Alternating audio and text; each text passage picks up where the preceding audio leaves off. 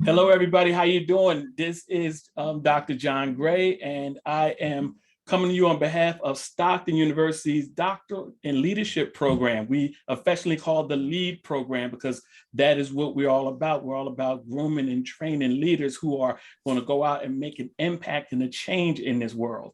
And I would like to introduce you to our inaugural LEAD Summit, Leveling the Playing Field, looking at leadership with a DEI lens in a global and diverse society. And what I want to say, and I'm going to turn it over to one of our outstanding doctoral candidates who also happens to be my GA, and I'm so proud of her, Joven Fernandez. And we're looking at the evolution of our doctoral program. And we're looking at it and we said to ourselves, we must look at this as an evolution. And the evolution of our program is this: while we've always made DEI a component of each of our courses, we're now looking at this saying we have a specific course that we're going to look at in terms of DEI and leadership, and looking at this from a focus of equity across the board in all of the context of leadership. Because, you know, we are a multidisciplinary program and leadership goes across disciplines: education, law enforcement, small business, entrepreneurship, nonprofit, what have you. So we are looking at this as an evolution, because once we stop learning, we stop growing. Mm-hmm. And leaders know one thing: leaders cannot stop growing. We don't have a finish line if we're leaders. We continue to grow and evolve. So with that being said, I would like to introduce Ms. Joven Fernandez, who, like I said, is one of our outstanding doctoral candidates and my esteemed GA. And I'd like to turn it over to you, Joven. The floor is yours. Thank you, Dr. Gray. Good evening, everyone. So excited to have you all here with us tonight. It is very exciting to see this vision finally come to life. So as a current student in the LEAD program, a graduate assistant, and also the outgoing president of the Organizational Leaders in Action student group, I've had the opportunity to experience this program in a variety of ways. And after seeing it through multiple lenses, I'm happy to share that I'm still a huge fan of the program. What excites me most about the LEAD program is that it is constantly evolving, just as Dr. Gray had mentioned. This program really takes in the feedback, the trends, and more importantly, the students' needs and concerns that are shared. So unlike many other programs, this program is not limiting itself to what has always been done in the past. You know, this is our tradition, but rather the LEAD program is very intentional, it's forward thinking, and it's certainly innovative, which Dr. Gray knows a lot about, considering that he teaches the creativity and innovation class in the summer. But I'm really grateful to be a part of a program that values feedback and input from students that it serves. I'm even more excited to be a part of some of the new changes, traditions, and exciting initiatives that have taken place this year. One of those initiatives being this virtual summit. So Dr. Gray and I, we both are a big fan of programming because we really see it as a platform that can reach masses and really just spread really important education, awareness, and just messages overall. So we saw this as an opportunity to help fill in the gaps of what we wanted to see more of in the LEAD program. So now the reality is, with our program, there's only so much that can be covered between 6 to 9 p.m. on a Friday night, which, as you can imagine, after work, being on Zoom in the evening, you know, you can only get through a little bit. And then on 8 to 4 on Saturdays, while we leave feeling very refreshed, there's still so much more that as faculty, I would imagine they want to cover. And as students, you know, we're hoping to see as well. So again, as Dr. Gray and I were envisioning, how do we take this program to the next level, and taking in the feedback from faculty, students, and just meshing all that together, we decided to utilize a platform that would allow us to create this brave space for others to come in, to listen, to learn, and share their experiences with DEI and best practices. So through this series, we're hoping to accomplish a few things. The first is to provide more DEI-focused programming outside of the classroom, because the student affairs professional in me strongly believe that a lot of learning happens outside of the classroom just as much as inside of the classroom. And that's really with the purpose of enhancing the education and awareness surrounding this important topic. And as you may have noticed with the structure of our program, the LEAD program, as Dr. Gray had mentioned, while we do not have a specific DEI course as of right now, but that is being changed. DEI is woven into each class. So again, while you may not see it listed, we have had the opportunity to hear from guest speakers and lecturers and practitioners that are doing this work every day. So again, while there's not a specific course, DEI is heavily ingrained into the LEAD program, but we wanted to continue that work and help it just be at the forefront of the program in and out of the classroom. Whether that be through programming done by the Organizational Leaders in Action student group, through my work as a graduate assistant, or through all the other programming that happens outside of the class through all the faculty.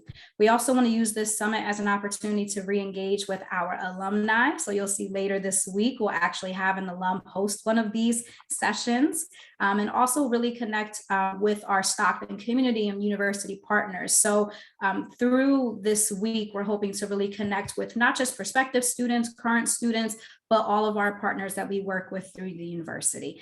And then lastly, we really hope to create a brave space for prospective students, current students, alumni, faculty to discuss their thoughts, challenges, and concerns regarding DEI, because whether or not your title has DEI in it, we all have a part to play in this important work.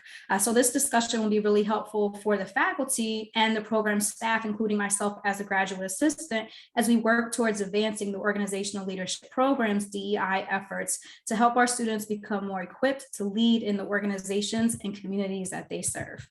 So now on to the fun stuff.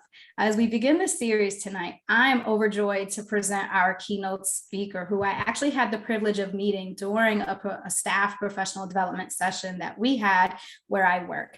And she was just exactly what our team needed to help us be recharged and refreshed. This speaker is full of life, energy, optimism, and wisdom. For these reasons, when Dr. Gray and I were thinking about who could kick us off and who has that energy and the momentum to really set the tone for the week, I couldn't think of anyone better than tonight's keynote speaker, Kimberly S. Reed. So Ms. Reed is a skillful and strategic leader who leverages her more than 25 years of experience in HR, talent acquisition, and diversity and inclusion training to transform leadership and companies into high-performing organizations. She has worked with dozens of organizations in global professional services, healthcare, financial services, consumer products, and pharmaceutical industries. Her energetic, results-driven approach combines the need for creating more inclusive workplace cultures, increasing revenue growth, and generating long-lasting return on investment. Reed is a best-selling author of Optimism Always Wins, Moving from Life's Defeats to Life's C-Suites, which actually is an amazing book that we will be giving away copies of during the summit, where she shares personal stories and advice on overcoming life's most difficult challenges. As a motivational speaker, she imparts her optimism in overcoming life's challenges, serving as an ambassador for cancer warriors and drawing her own battle with breast cancer. Reed's work has garnered her global media attention, establishing her as one of the most sought-after diversity and leadership trainers. Reed has won numerous awards for her outstanding service to business and the community.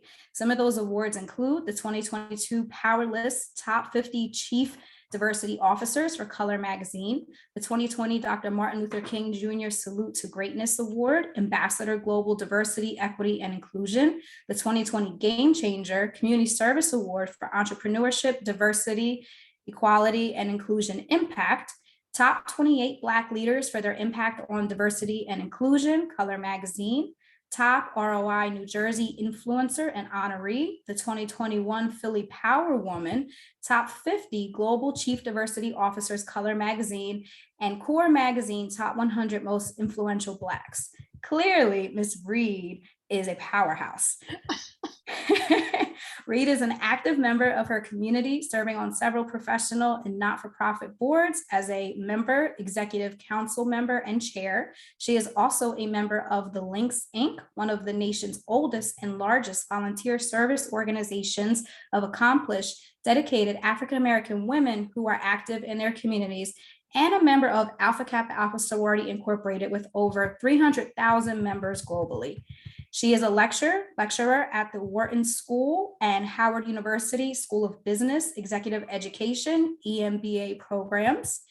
Reed has a BA in political science with a concentration in international relations and public administration from Westchester University, and a master's of education in adult organizational development and public policy from Temple University. She has also received her certification in global organizational leadership, human resource management, Temple Fox School of Business, and received certifications in training and development and communication and conflict from Temple University. And while this is not currently part of her bio, but I'm going to speak it into existence, future doctoral student.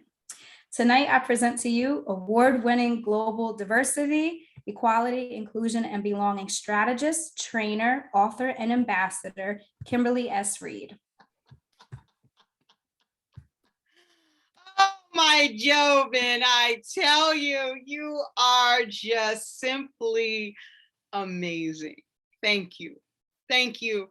It is always so extraordinary to be able to meet in your journey incredible people by spirit, by thinking, by talent, and by skill. And Joven, you are one of those bright leaders. And you speak into existence doctoral. I have to admit the slacker that I am, because I have deferred my acceptance into a doctoral program, because when I grow up and retire from consulting, what I want to do when I grow up is be a college professor, write books, and speak. That is it. I'm so jealous of Dr. Gray and other faculty members at Stockton University and universities around the world, because I want to be you. So hopefully when that day comes, Stockton University will welcome me, because I definitely want to do that. So I am saying thank you to Dr. Gray. Thank you to the team who put together this inaugural summit. Are you all excited? You should be. This is fantastic. So I know that, now, can you all see me? I think you can, the participants. Someone text Joven. I want to make sure that you can see me, because I'm going to ask a question that needs to go into the chat. See, I'm a chat user. See, I'm a professional Zoomer. This is what I do. Right? So before I go into this keynote, right, that because you came to learn, and I'm the kickoff keynote speaker, and I intend to do my best. But I want to ask you all, the participants on this webinar tonight, a question. And we're talking about leading DEI-B, and you're going to hear me say the B, because that's a forgotten acronym that is one of the most crucial letters of the formula, called diversity. And we're going to talk about leading with a DEI-B focus lens in a diverse and global society. But before we can do that, and before we can lead, we have to contribute. So what is your contribution to not just moving the needle, but to pushing it? To ensuring that needle gets moved and gets pushed? I want you to drop it in the chat right now. You all are students, you all are faculty, you all are the catalysts to change. So I want you to drop in the chat right now. What is going to be your contribution to ensure that diversity is seen, heard, and executed? How we moving that needle? Go. Drop it in the chat. Javon, can people see me? Okay, good.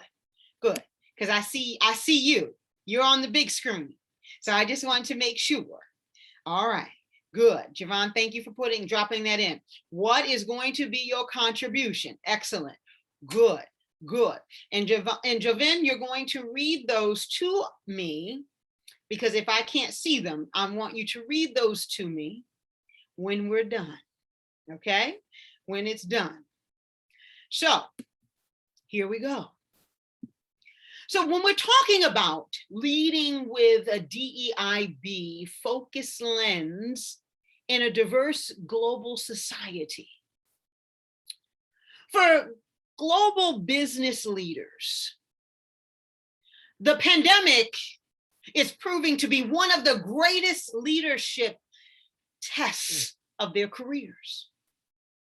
Not only must they protect the health of their employees and customers, they must also navigate far-reaching disruption to their operations, plan for recovery, and prepare to reimagine their business models for the next normal and our current remade nation. In this challenging context, the task of fostering DEIB could easily take a back seat. And the painstaking progress made by many organizations in recent years could be reversed. DEIB is a powerful enabler of business performance. Organizations whose leaders welcome diverse talents and include multiple perspectives are likely to emerge from the crisis stronger than ever. In short, Stockton University and guests, diversity wins now more than ever. Globally, you and me, we all have a responsibility to lead with meaning and purpose. We all have to work tirelessly to create genuine change and rectify the lopsided nature of work and society. As leaders, all of us, we cannot ignore or avoid this issue any longer. 2020 showed us that. 400 years of generational trauma was resurrected with the countless murders of George Floyd and the others that we can name. So that is why, leaders, and for countless other reasons, we can no longer avoid or ignore the issue of racism, diversity, equality, and equity in our country. We must tackle it head on. That's why I'm so proud and so happy about Stockton University and this program to raise up leaders, not only to have the courageous conversations, not only to teach our up and coming practitioners about change management, courageous conversations, and to go into our corporations and the communities we serve and talk about the evolution of what DEIB means. Because see, this is not only the right thing to do, it is the best thing for organizations and universities to do. We must start by holding leaders and ourselves accountable. We have to listen deeply and regularly. We have to hire with purpose and empower us and employees to influence positive change by sharing their feedback. See, everyone has a role to play in ending workplace inequities. See, we always place the accountability on the leaders. And yes, that is true. But all of us, you and me, have a significant role here. And everywhere we turn, you remember this. Organizations were posting diversity statements on their website, making these pledges, and they had all of these covenants, right? Every CEO. And I'm not saying or suggesting that was wrong. But what I am saying is that all of the hiring leaders and CEOs, and now we are seeing countless jobs of chief diversity officers. I haven't seen so many in all my times in this space to oversee diversity, equity, and inclusion efforts.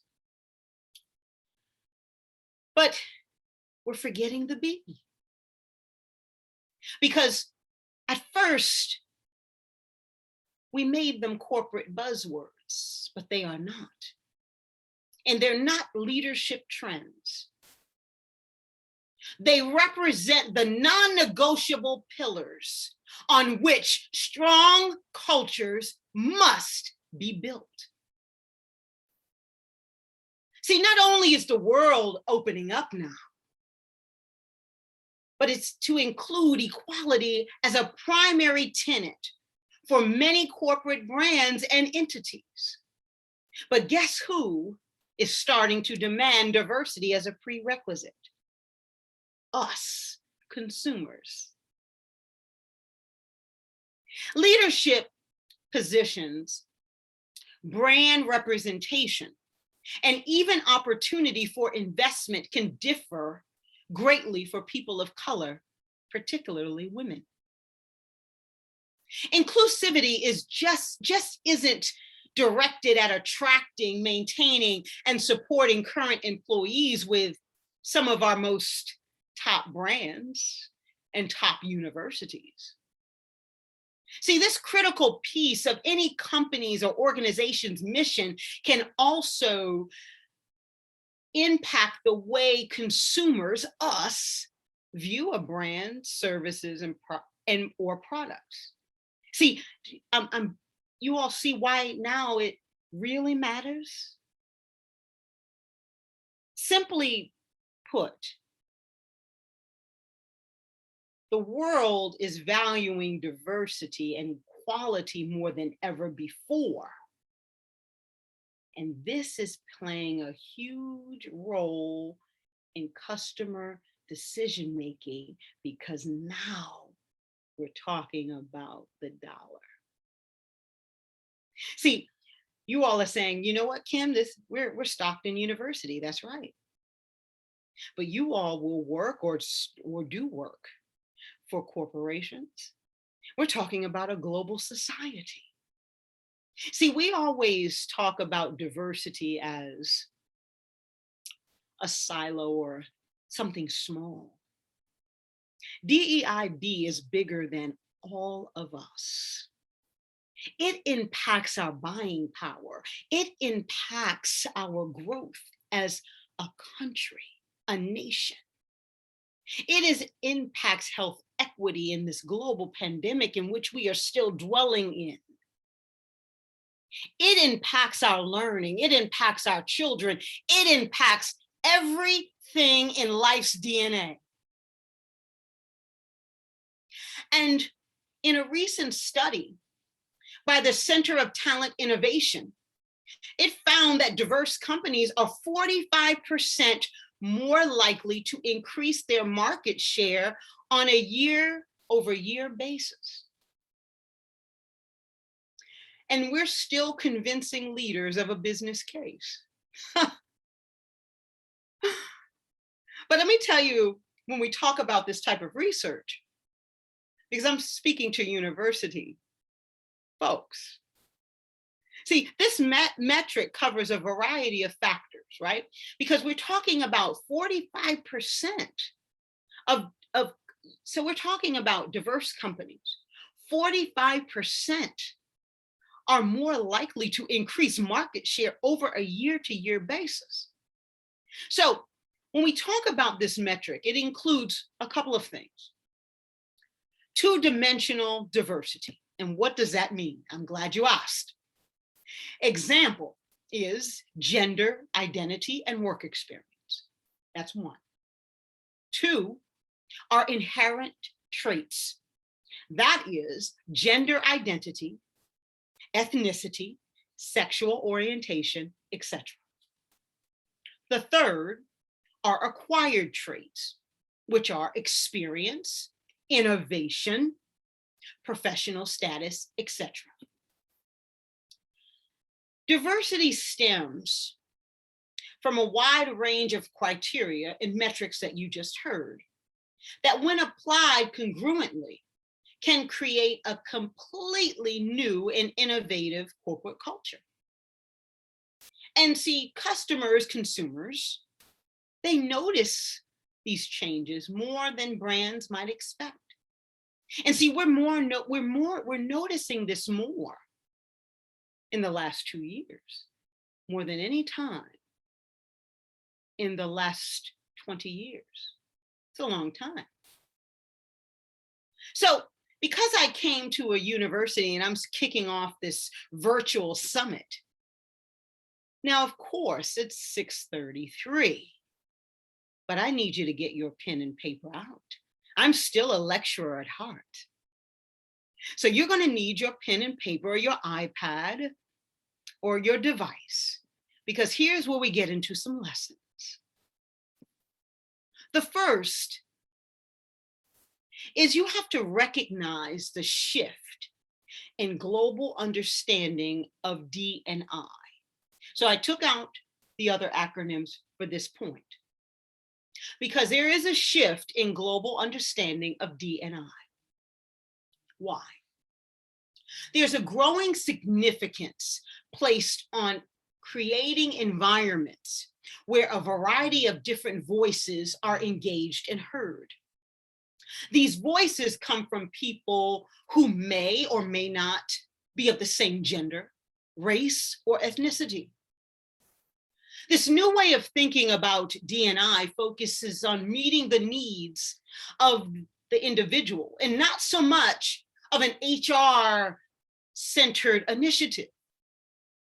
Today, it's not only about having diversity within a company, but leveraging that diversity to produce better products and services, as we have been discussing. It is crucial to hire and maintain a diverse workforce. We know that. So gender and racial ethnic initiatives will be launched and maintained right into the future. So this is here to stay.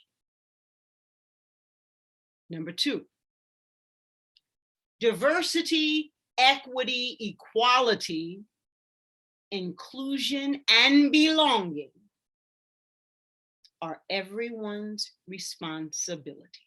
So you all thought I was going to say something real deep then, right? But it is. It is all of our responsibility to advance a culture of DEIB, establish organizational values that tie to a mission and performance objectives. When appropriately used, organizations can develop resources and tools built upon those values to help staff further their understanding and self-awareness and guide hiring decisions and employee expectations. See, you hear so much about the war on talent, right? Where is the diverse talent? But because we only rely on recruitment, that's why it's difficult for organizations. See, there is a secret sauce to recruitment, but I'm telling all of you all, come closer, come closer. That because it is not everyone's responsibility, that's why the war on talent exists. That's why you hear companies say, we can't find talent. I'm looking in my frame there is, and I should not assume as a practitioner, but I am assuming Latina X. See, Jovine? See, okay. Dr. Gray. Now I see Miss Tara Williams. Hello. You are seeing diversity right here across my screen. But there is no diverse talent? Please. Why? Because it's not everyone's responsibility at that organization. So now I just gave you 1.5 credits towards your DEIB certification. Ha ha! All right. So let's keep walking. The next is words do matter. That one is a big one. Words do matter. Why? Many people mistake words like diversity, equity, equality, and inclusion as being interchangeable. They aren't. If I wasn't at a university setting, I would say they isn't, right? And I know that's bad grammar. But to drive my point, they are not interchangeable. Leaders who authentically embrace DEIB know this and seek to broaden their understanding for themselves and in support of others. But I'm going to give you some simple ways to think about these terms because Jovine showed my book to you all. When it comes, I love her. When it comes to diversity and inclusion, imagine being at a high school dance. Okay, we're dancing. Diversity is making sure that everyone is invited to the event. My friend Verna at Netflix invented this quote, right? But I'm going to reenact it. And I tell her all the time, reenacting it, okay? So diversity is making sure that everyone is invited to the event. Now I'm in my home office by myself, but I'm gonna pretend I'm at a party, okay? Because I remember my college years, not grad school, because I was crying every night reading all of the books and chapters I had to read while running a business. Never would do that again. But anyway, but my doctorate, I'll have to quit for a minute. But anyway, so we're all dancing, undergrad. Now, diversity is making sure everyone's invited, while inclusion is asking the people who are there, who are different from them, to actually dance with me, right? Now, in the workplace, we often see people of color, and the people I see, right?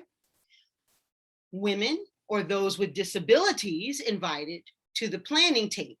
Now that's diversity. So let me say that again. In the workplace, right? We often see people of color, we see women or those with disabilities invited to the planning table. That's diversity, right? But they always don't have a voice. They're just moving or they're sitting. Inclusion is inviting those voices in, valuing them, and ensuring they shape a strategy or a plan. You walking with me? You all can't talk back to me. See, that's why I hate webinars. That's all right. I get it. Jovine, Dr. Gray, Terry, you gotta work with me on this one, okay? All right. Yep, there you go. Thank you. Thank you, Tara. Thank you. Thank you. So listen, when it comes to equality and equity, I'll give you another example because I want to make sure that you all get this. When it comes to equality and equity, I want you to think about a middle school basketball team, okay? If you gave every player a size 7 shoes, that would be equal, right? Of course, everybody has a size 7. They all have a pair of shoes because it's size 7 equal. But of course, everyone's feet aren't a size 7, right? Okay. And one size does not fit all. We know that. When it comes to shoes or most things in life, right? We know that. Equity is making sure everyone gets a pair of shoes that fit so they can participate on a level playing field. Make sense? Good. Because here's the third. Change starts by meeting people where they are. Okay? Now, I love storytelling and analogies. Here we go with the next one. Think about a 5K race. Okay?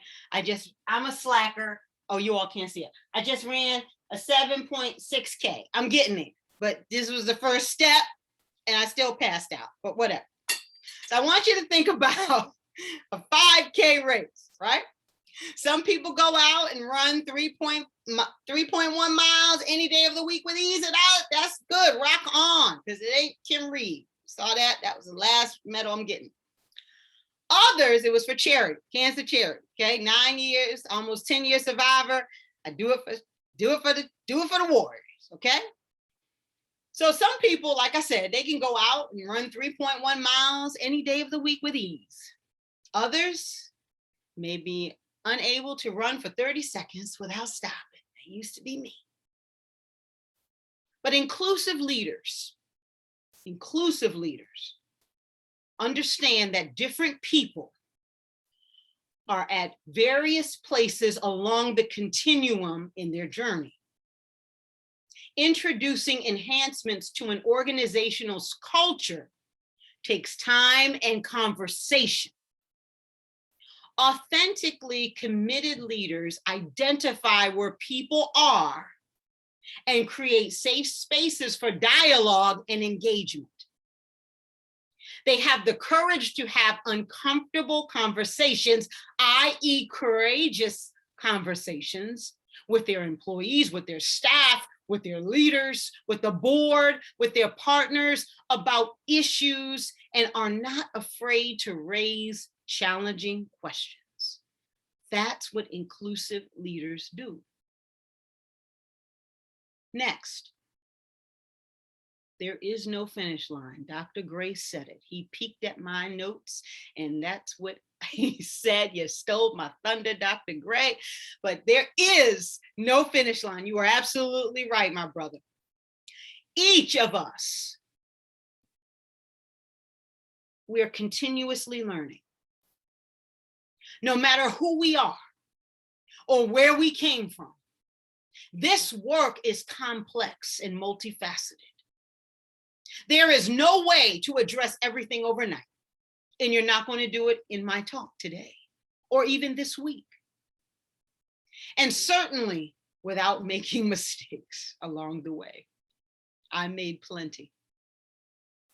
Inclusive leaders are constantly trying to improve and be better when it comes to embracing diversity, equality, equity, inclusion, and belonging.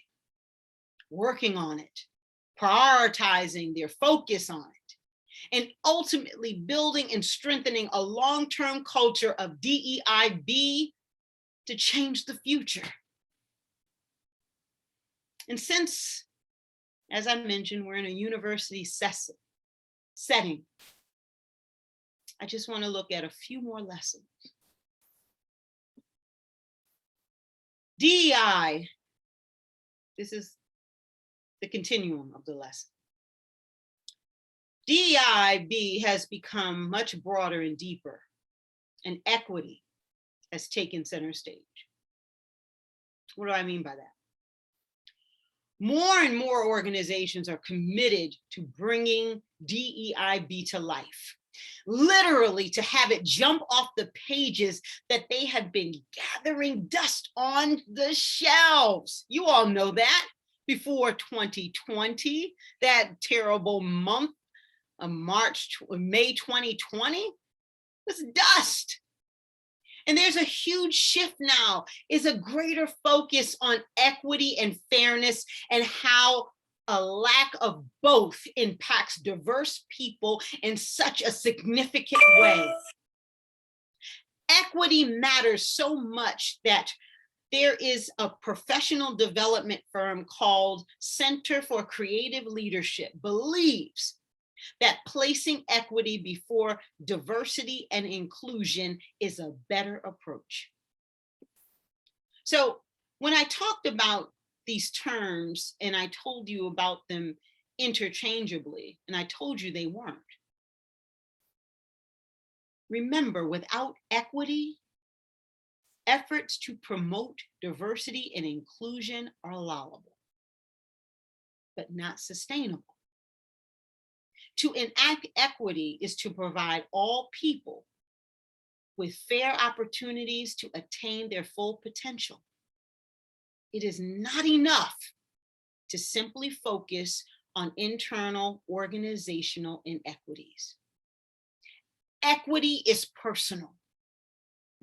To make real progress in DEIB, we must always acknowledge societal inequities and recognize that our organizations may not be on that level playing field. And we have to be honest with ourselves, because that's the only way we're going to change our story, is our honesty. And additionally, we need to find the courage to talk about uncomfortable topics such as privilege. We don't want to talk about that. And advantage, and acknowledge that everyone truly does not have access to the same opportunities and people. When we can talk about these uncomfortable topics and realizations of our lives, as it relates to equality and equity and privilege, we can do the work and we can remove the barriers for countering inequity. We know that many organizations have engaged in efforts to improve this. We know this, right? A company called Salesforce, you all may be familiar with it. In 2015, the firm, they undertook an audit of about 17,000 employees' salaries to determine equity between men and women. Very interesting. You can read more about it later. But after this comprehensive review, guess what? 6% of Salesforce employees required a salary adjustment to the tune of, guess how much? $3 million spent to eliminate differences in pay. That's huge. So do you understand the power of equity? So another piece to this is creating and sustaining equitable organizations is, guess what? We talked about this, everyone's responsibility. Leaders are not the only ones who must model the way we walk the talk as champions of equity and fairness across the entire organizations or enterprise and universities. Everyone is responsible for diversity, equality, equity, inclusion, and belonging. I said this before. So while we're building accountability for inclusive practices that support DEIB, and they're built into our performance appraisals or tied to bonuses, however you want to do this. In many organizations, this already occurs.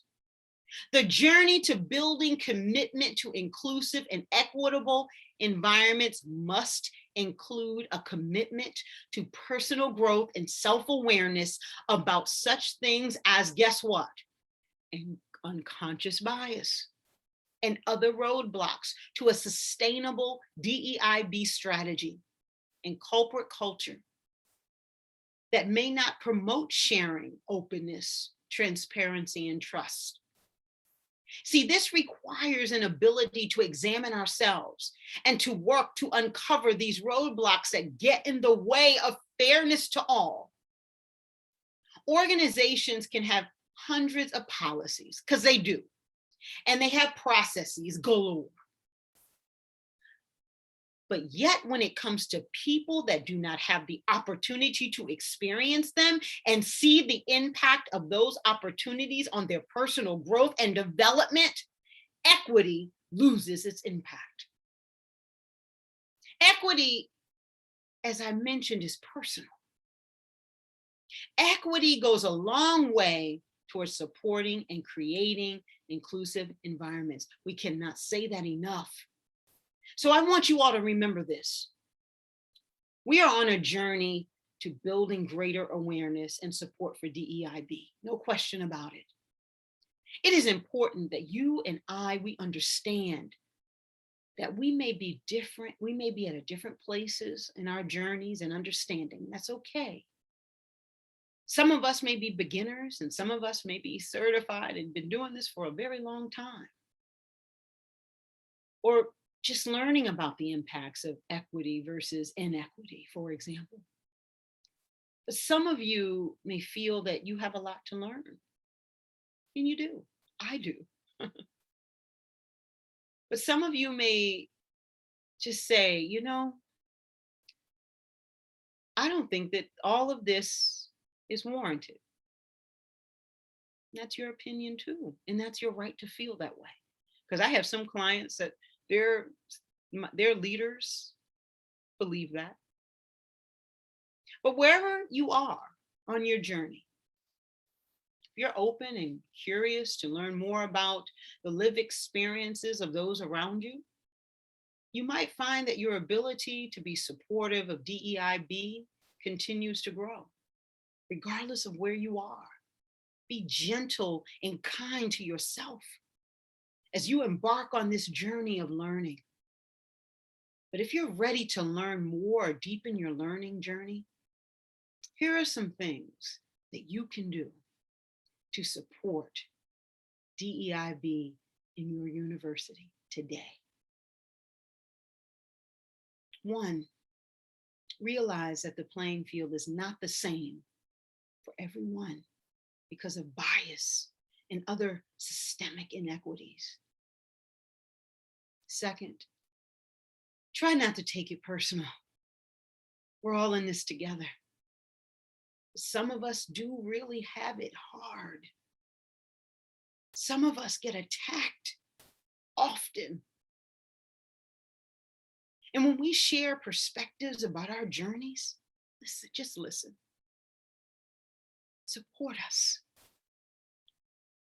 3rd, think about your personal level of empathy and concern about the problem and the people inequality impacts every single day.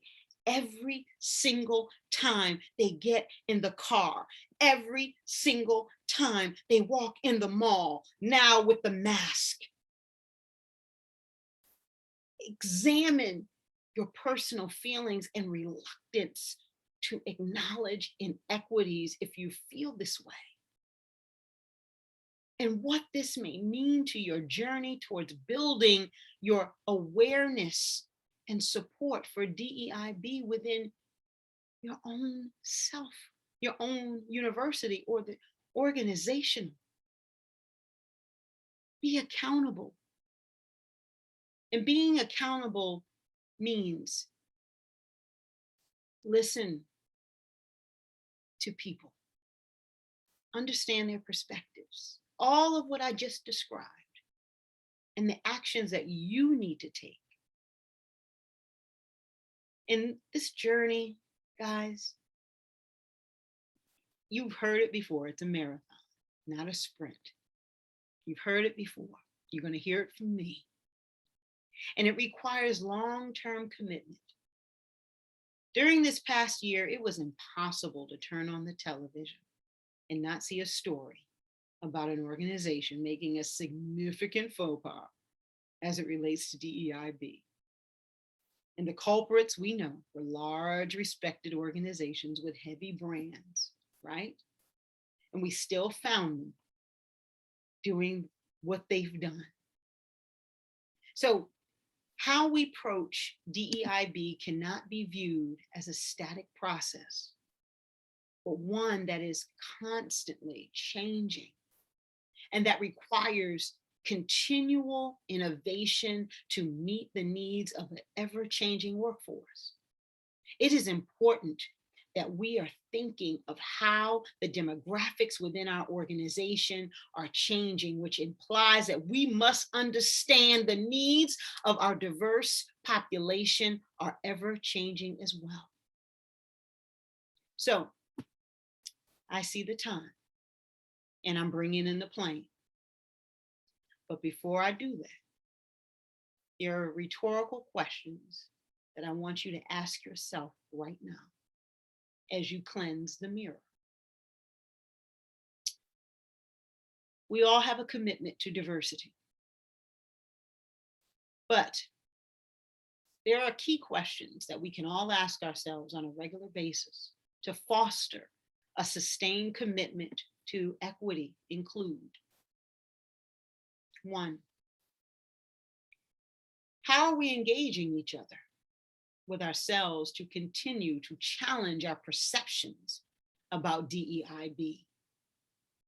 Maybe it's regular meetings, book clubs, maybe some listening sessions, or other opportunities for us to share, but on a regular, consistent basis about our successes and challenges together. How are we staying aware of things in the external environment that may be impacting the experiences of our diverse colleagues? How do we stay innovative about our practices and where we're going? 3, how do we manage diversity fatigue? Because some of us, and I know people who are just plain tired of talking about it. So how do we ensure that we are balancing our commitment to learning about DEIB, but providing support to those directly impacted by inequalities and dealing with their own personal reactions to topics related to diversity, or who don't want to hear about it anymore? Do we have opportunities to get support to help navigate the complex feelings people have that can accompany a strong commitment to DEIB in our own university? I want you all to lean into the discomfort of having difficult conversations about DEIB.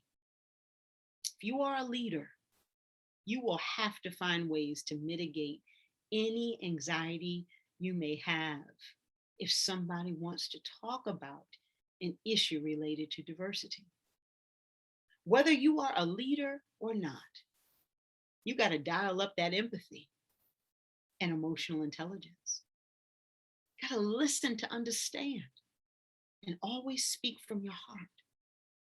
While it's not always easy, the ability to both initiate and respond to conversations about DEIB are critical and important to building and sustaining cultures of inclusion where people feel safe to express how they feel and how they need to be supported. If you don't feel comfortable engaging in discussions, that's okay. But get comfortable having difficult conversations. It does take time. But dedicate yourself to increasing your knowledge and courage. That courage takes to engage. Remember, you don't have to have all the answers, because I surely don't. Aim to be supportive. Don't forget to listen. There's not one right way to do this, but you got to change the way you tell your story. Be honest, transparent, and that should be the foundation of all of our interactions. You've got to continue to look at your core values. Building a strong culture, focus matters. It's an evolving and unifying conversation in which everyone, all of us, can participate together. Everyone has a role in making progress. The plane has landed. You cannot lead the people if you don't love the people. You can't save the people if you don't serve the people. I'm Kimberly Reed, leading with a DEIB focus lens in a diverse and global society. Takes you and me together. Thank you. That was awesome. I just want to clap. Thank you. Talk to me about that chat. I need you to tell me about the contributions. And I'm looking right now too. Ha ha. Yes, yes. I'm looking. I'm reading too. Good. Yes, we can. Yes, everyone's response. Contribution. I love it. I love it. I love it, Sherry Richardson. I love it. I love it. You want to be more vocal. That's right. Recruiting and retention, very important. Remember, I told you all, this war on talent, I get so weary of hearing it because there isn't a war on talent. There is plenty of talent. Now, in STEM, legal field, is it a lot of diverse talent? No, it isn't. But there is talent. But when there's only one team in a company of 50,000 only looking for diverse talent, is it going to be difficult? Yeah, of course it is. So this is good though. And as I continue my research, yeah. Yep. Courageous conversations are ongoing uphill, but that's right. But it is our responsibility to have them. But here's one of the things I will say to especially minorities. If you're going to have the conversation, have the conversation. Do not have it being angry. Do not have it with a chip. Do not have it, watch your body language, okay? Because you want to be approachable, right, about the conversations. We will never move the needle if someone comes to you and says, and they really have a question, or they really are trying to understand something that is not something that is about them. If they have privilege and they're trying to understand something of access, right? And you are not approachable, right? And they came to you in the most professional and empathetic way. So we just have to remember, and I'm not suggesting that it's our fault. That's not what I'm saying at all. But I am saying we have to adjust our body language. I have watched conversations when I'm on site at a client. I've watched conversations go bad because the person is already upset and angry with what's happening in the world around them. Don't have the conversation. I'd rather for you to walk away than have the conversation. But that wasn't directed to you. That was just general advice. That wasn't directed to you, Sherry, at all.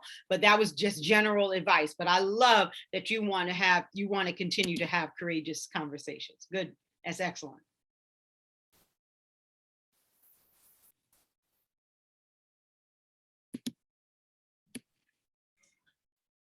Kimberly, first of all, let me just say, I am a Baptist preacher as well, and I felt like I was in church. I'm sitting here saying, let the church say amen. Kimberly Reed has spoken, let the church say amen. So I just, listen, your passion came through for the work that you're doing. And it's going to take that passion plus the information, plus the knowledge is a combination of all those things. And I thank you so much for what you brought in terms of the energy, the energy, and you hit on all levels, and great minds think alike. And I put it into the chat to Jobin. I said, I literally gave that same analogy about the dance floor to the cohort 5 when in my ethics class. Yes. Same one. I said, listen, anybody gonna invite me to dance? I said, come on. I said, don't tell me where the building's located. Tell me where the dance floor is. Invite me to dance. So, Sure. So that was just awesome. And I just wanted to say to everybody, I am so glad that for this first one, because one thing about an inaugural, you can't take it back. You can't take it back. So those who are coming behind you, yeah, I don't want to be in their shoes. I'm good. I'm good. You know how you go to certain churches, say, okay, I'm not preaching after that one. Thank you. So I'm so glad, but it's more, I think it's just indicative of where we're headed and what we're trying to do with the energy of our program, with the energy of our message, the importance, because your passion laid out clearly the importance of this work. And that's what we're trying to get people to see with the evolution of our leadership program, with this summit and the things that we're going to do beyond. It goes to the level of importance for this work. And you laid that out clearly. And I am so appreciative that Joven found you. And I'm so appreciative that you were available. And I just know that this is not the end of this connection. And we're going to speak more. That much I know. Oh, I love it. I love it. Thank you for all the work that you all are doing. This is a great summit. This is a wonderful idea. It's innovative. It's what we need. It is what the university needs. It is what your students need. It is what your faculty needs, because us as lecturers, as faculty, we also need this. We also need to be in the room. We also need to be at the table. We also need to have these discussions, because our students and our learners and our bright talents of tomorrow are becoming more diverse, and they're becoming more hungry for this information. And we have to be equipped to have these conversations. So bravo, Dr. Gray, bravo, Joven, bravo to all of you that saw it to participate tonight at 7:08. And I'm glad that Facebook and you're all sharing it, and it's wonderful. And it was my pleasure. And I look forward to the future and what is to come. Thank you so much. And what I would like to do is, before I turn it back over to Joven to close us out, and first of all, I would like to say, for those who logged on, for those who registered, you'll be getting a copy of Kimberly Reed's book, Optimist Always Wins, and Joven's going to hold that book up. Yes, Optimist always wins. And Joven knows my nickname is the Professor of Positivity. So that's right under my alley. I love it. Yes, that's right in my wheelhouse. So I would like to turn it over to the director of our graduate studies program at Stockton University, Tara Williams, who is an advocate for everything LEAD. My goodness, I mean, Tara is an advocate for everything organizational leadership and what our program does. And I'm gonna turn it over to her. Then what I'm gonna do is I'm gonna turn it over to Joven for closing remarks to close us out. Tara, floor is yours. Okay, thank you, everyone. Wow, this was amazing. I was just coming to say hello to everyone and promote our program, but I sat here and I felt like a student again. It was wonderful. Thank you so much, Kimberly Reed, for everything that you said. You know, your words were just so impactful and encouraging, and exactly what these types of conversations happen in the EDD program at Stockton University. And really, I just wanted to come here and introduce myself and just let everyone know that, you know, if you are enjoying what you're hearing tonight, which I'm sure you are, how can you not? You know, this is really what goes on in our EDD, in organizational leadership program at Stockton.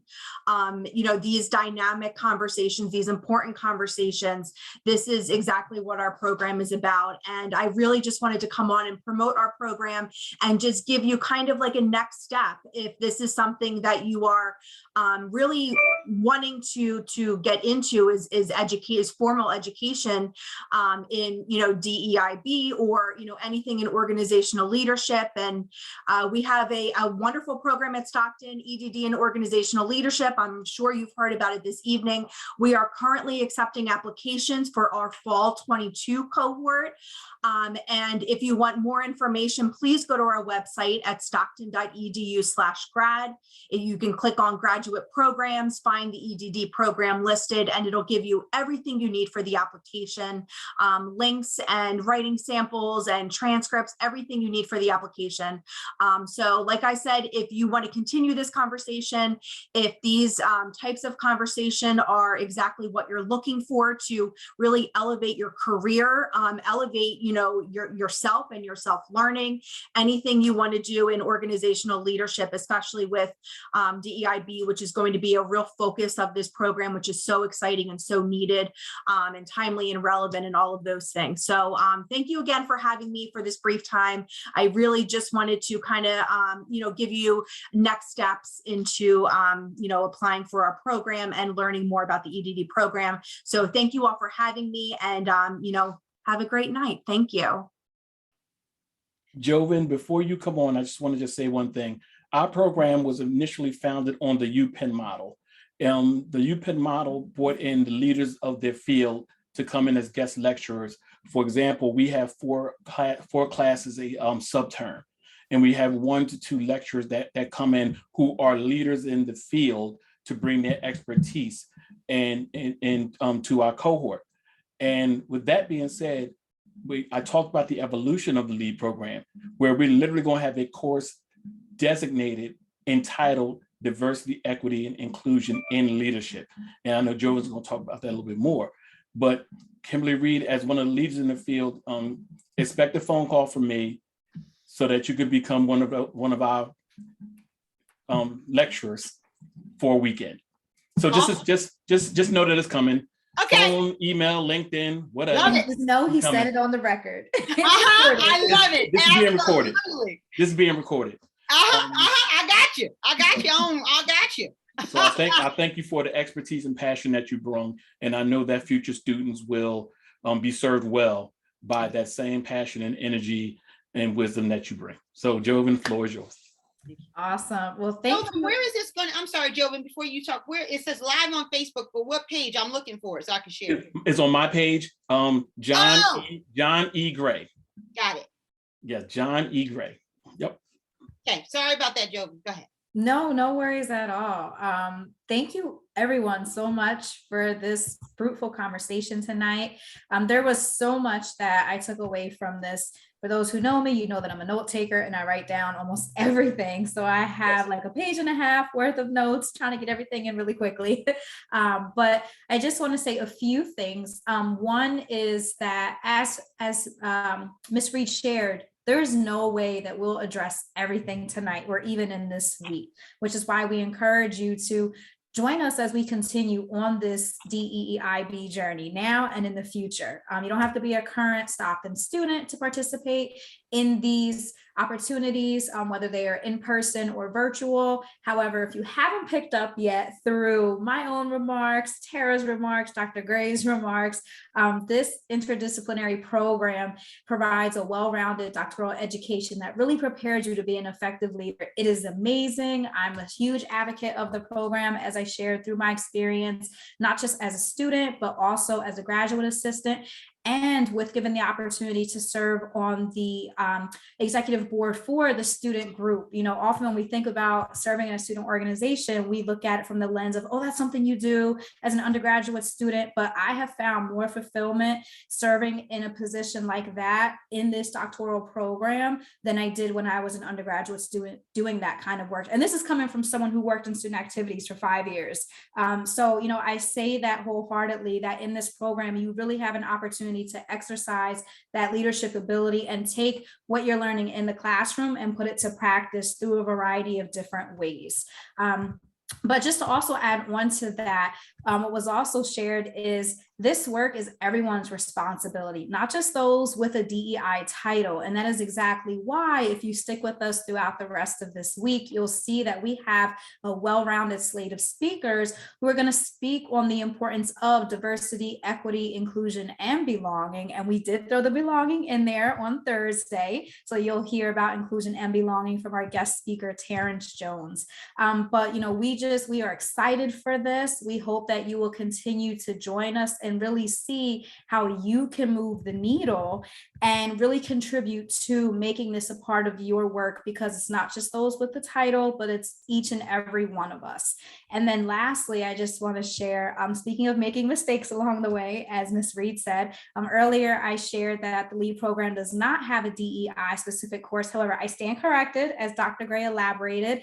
I'm excited to share that we do have that new course, Diversity, Equity, and Inclusion in Leadership, which will be in effect in fall 23. And I was aware that this change was in the works, but wasn't aware that it was finalized yet. So I'm happy that we're sharing it with all of you on this platform, because now you can see that was a direct result of feedback and just faculty coming together and realizing, what are we missing? And, you know, what do our students need, and what do they need as faculty, right? As Kimberly said, it's not just about the students, it's about the faculty and the staff. So as you can see, collectively, we're all learning and growing from each other. And in the classrooms, the virtual classrooms, you know, we always have an opportunity to learn and grow with one another. So I encourage you, take Tara Williams up on the offer, go to the website, check out what this program has to offer. It is definitely tailored towards the working professional, with it being an evening and weekend program. And although we are virtual right now, there is a lot that we do outside of the classroom, not just virtual programs like this, but also meetups. And there's just a lot of opportunity to collectively grow one another as a cohort model. So I thank all of you.